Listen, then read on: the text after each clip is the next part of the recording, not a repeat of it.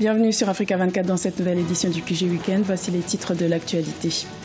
Le bras de fer se poursuit entre pouvoir et opposition à Madagascar. L'opposition conteste le choix de certains ministres pro-pouvoir dans le gouvernement d'union nationale et réclame la démission du premier ministre de consensus, Christian Nsei. Les fidèles de la communauté musulmane représentent près de 90% de la population malienne. Retour sur la célébration de l'Aïd el-Fitr qui s'est tenue le 14 juin et qui a marqué la fin du Ramadan à 6 semaines de l'élection présidentielle malienne. Et les travaux de la rationalisation du système de rémunération des agents publics du Burkina Faso se sont clôturés le 14 juin. Environ 80% des agents publics devraient bénéficier d'une hausse de salaire dès le 1er janvier 2019. Les détails dans cette édition. La crise politique malgache a connu un nouveau rebondissement le 14 juin. Les députés de l'opposition ont manifesté pour réclamer la démission du Premier ministre, Christian Nsei, nommé le 4 juin et pourtant présenté comme un homme de consensus. L'opposition remet en cause la composition de son gouvernement. Ashley Dubras. À Madagascar, la crise politique perdure. La nomination de Christian Nsei en tant que Premier ministre de consensus, survenue au début du mois de juin, ne fait pas l'unanimité auprès de l'opposition, mais également au sein du cabinet ministériel fraîchement composé par le nouveau chef de gouvernement. Je suis un Premier ministre de consensus. Le gouvernement est un gouvernement de la République. Notre objectif est clair, nous devrions aller aux élections selon les dispositions de la décision de la HCC du 25 mai dernier. Et aller aux élections requiert certaines conditions, notamment le retour à la paix à travers l'apaisement. Au cœur de la colère de l'opposition, le choix de certains ministres pro-pouvoir par le Premier ministre Christian Nsei, des choix que l'opposition justifie par des pressions que subirait Christian Nsei de la part du président Razonari-Mampiane. Autant d'éléments qui ont mené l'opposition à prendre de nouveau la place du 13 mai pour non pas réclamer la démission du président, mais celle du Premier ministre ainsi que d'une partie de son gouvernement. C'est une contradiction vu qu'il a été présenté justement par le parti majoritaire au sein de l'opposition, qu'il a été adoubé par les autres partis au sein de cette opposition. L'opposition n'est pas satisfaite de cette répartition du gouvernement. Donc demander la démission du Premier ministre, c'est une manière de faire pression, éventuellement pour une nouvelle recomposition du gouvernement.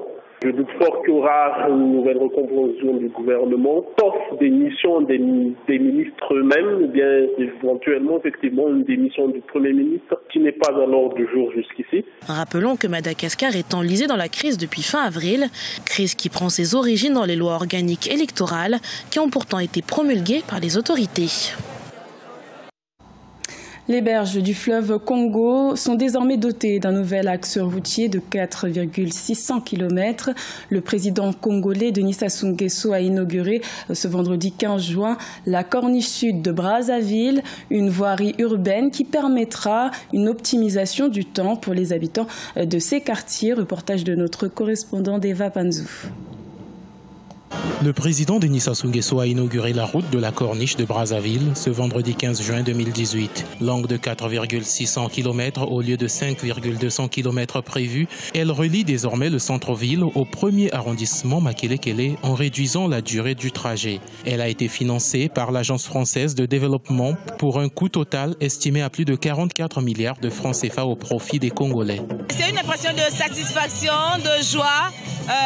Nous sommes comblés par ce beau bijou que son Excellence Denis Sassou Nguesso a mis à la disposition de Bakongo, Makelekele, singulièrement et de Brazzaville en général. Vraiment, la route, c'est le développement. Donc, on ne peut pas refuser ce qu'on voit. À l'époque, on n'avait pas ce genre de route. Le président Sassou est arrivé chez nous pour inaugurer cette route. Nous avons désormais plusieurs routes par lesquelles les voitures peuvent passer sans embouteillage. C'est une immense joie. Les travaux de cette corniche ont été exécutés pendant 35 mois par la société Razel qui a utilisé 600 employés, dont 550 Congolais pour réaliser ce projet. La supervision a été assurée par 8 ingénieurs de la société Aegis. L'engagement du Congo sur fonds propres a rendu disponibles les espaces dont le coût est évalué à la somme de 7 milliards 461 millions de francs CFA répartis entre l'expropriation du foncier et du bâti. 6 milliards 653 millions de francs CFA et l'indemnisation des maraîchers pour 928 millions de francs CFA.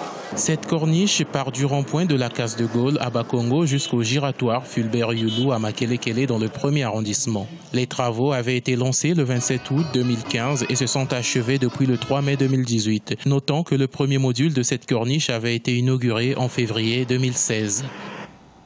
Au Mali, les fidèles de la communauté musulmane ont clôturé le ramadan le 14 juin avec la célébration de l'Aïd el-Fitr.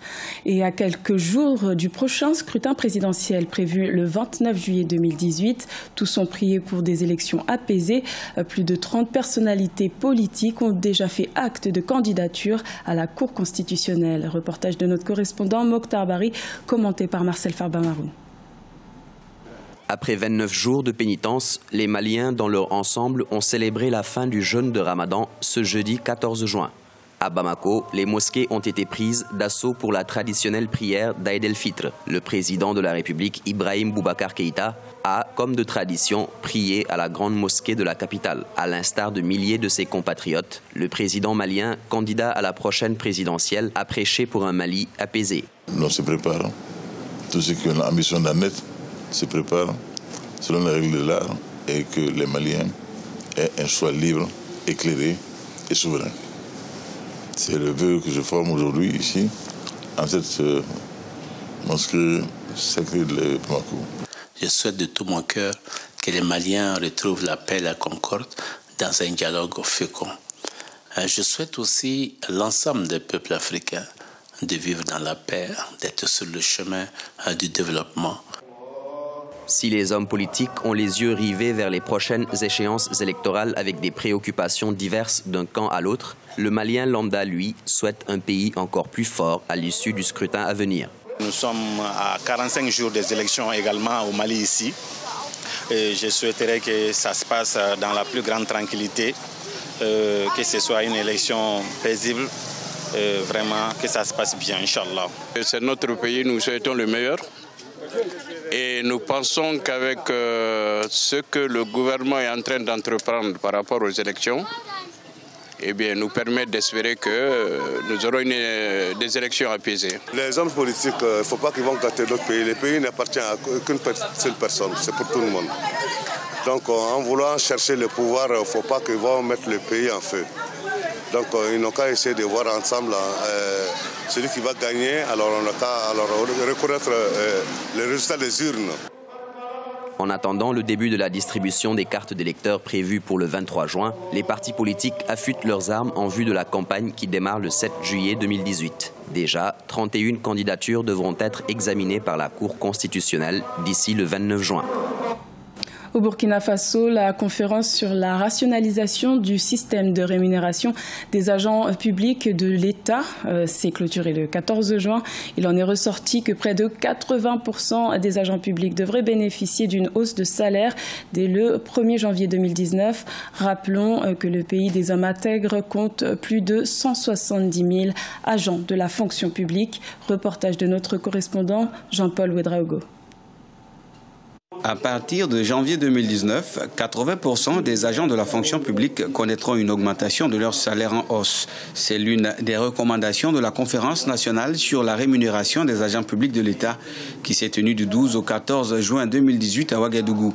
Les participants à cette rencontre préconisent aussi le plafonnement des écarts de rémunération indemnitaire à 25% au maximum entre les agents relevant de la même catégorie. Et en fait, le scénario sur lequel les équipes ont travaillé, c'est qu'en 2021, nous n'atteignons pas 40% au niveau du ratio actuel qui est bien sûr qui avait déjà atteint les 50%, que nous puissions ramener ça autour entre 35 et 40%. Et vous avez vu par exemple qu'on a parlé de rationalisation au niveau du parc automobile de l'État et vous avez vu que nous avons parlé des baux administratifs. Le rapport de la rencontre est également annexé par 3 recommandations qui elles aussi devront guider les principes et valeurs structurants de l'administration burkinabé.